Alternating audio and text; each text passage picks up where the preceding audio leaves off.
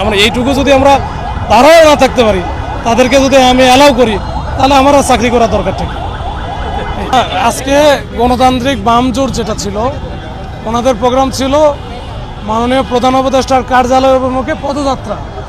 তো এই পদযাত্রা হঠাৎ করে দেখি যে আমাদের এখানে আমরা আগে থেকে প্রিপারেশন ছিল আমাদের মধ্যে। আমি ওনাদের সাথে কথাও বলেছি। তো ওরা হঠাৎ করে ঢুকে যায় হচ্ছে এই বাসভবনের দিকে। তখন আমরা ওদেরকে বাধা দিই।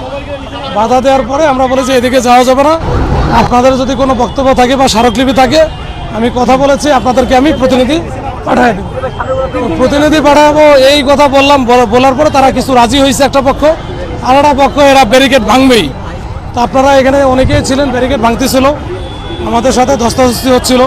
আমরা কোনোভাবে কিন্তু তাদেরকে আমরা লাঠিচার্জ বা কিছু করার কোনো সুযোগও আমাদের ছিল না, আমরা করিও নাই। পরে আমাদের এসি, আপনারা জানেন যে এসি রমনাজন, ওকে হঠাৎ করে এক সাইডে ও গেছে, ওকে ধরো ব্যাপক আকারে পিটাইছে। ওর গেঞ্জি টেঞ্জি টি শার্ট যা ছিল সব ছিঁড়ে গেছে। আমরা যারা আছি আমাদের দেখেন এগুলো কিন্তু কিছু নাই, আমরা কিন্তু লাঠি আমাদের হাতেও নাই, কিচ্ছু না, আমি কিন্তু খালি হাতে আছি। তো এই অবস্থার প্রেক্ষিতে পরে ওনাদেরকে আমি নিবৃত করার চেষ্টা করি, কিন্তু তারপরে আমাদের 7-8 জন আজকে আহত হয়েছে এবং বেশ গুরুতর আহত হয়েছে। আপনারা দেখছেন কিনা জানি না, একজনের বুকে লাগছে আর বেশ কয়েকজন তো খুবই আহত হয়েছে।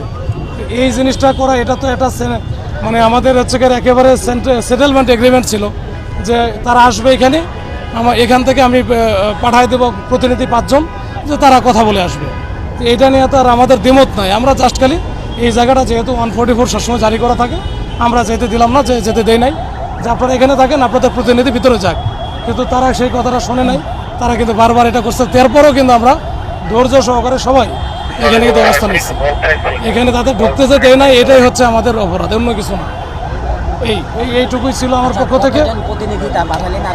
না, 5 জন প্রতিনিধি পাঠানোর কথা, ওনারাও রাজি হইলো। এখন এসে বলতেছে আমরা আর যাবো না। তো এটা তাদের ব্যাপার, তারা আর যাবে না। আমি বাসভবনে বলে রাখছিলাম, কিন্তু তারাও রেডি ছিল। যেহেতু যাবে না, তাহলে তো আর যাবে না। এইটুকু সবসময় দেয়, সবসময় বলে, সবসময় দেয়। আমরা আমাদের দায়িত্ব পালন করি।